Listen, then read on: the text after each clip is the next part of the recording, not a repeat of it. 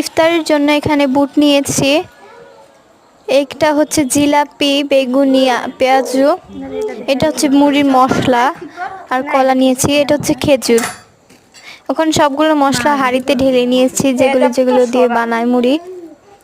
একটু লবণ দিয়ে নিয়েছি, এখন মাখছি ভালোভাবে।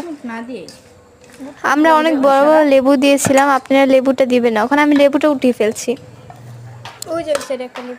যে লেবুটা সবগুলো উঠে ফেলছে, যে মশলাগুলো দেখেন। এখন বুটগুলো দিয়ে দিব। বুটের সাথে আমরা 2টা কাঁচামরিচও দিয়েছিলাম। এখন বুটগুলো ভালোভাবে মেখে নিব।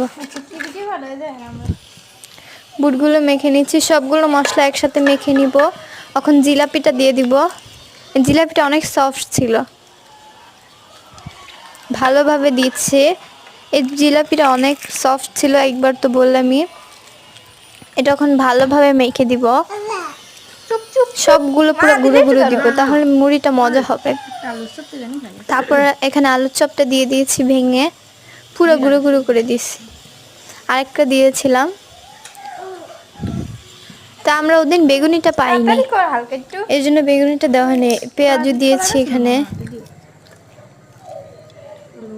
এই যে পেঁয়াজুটা, 2টা পেঁয়াজু এনেছিল, ভেঙে দিয়ে দিয়েছি পুরো গুঁড়ো গুঁড়ো করে। তারপরে কলা দিয়ে দিয়েছি 2টা। কলাটা দিলে মুড়িটা মজা হয়, নরম হয়।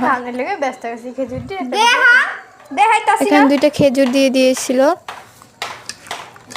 মাখছিলাম, মাখছি। এখন মুড়িটা দিয়ে দিয়েছি, দিয়ে ভালোভাবে মাখিয়ে নিচ্ছি।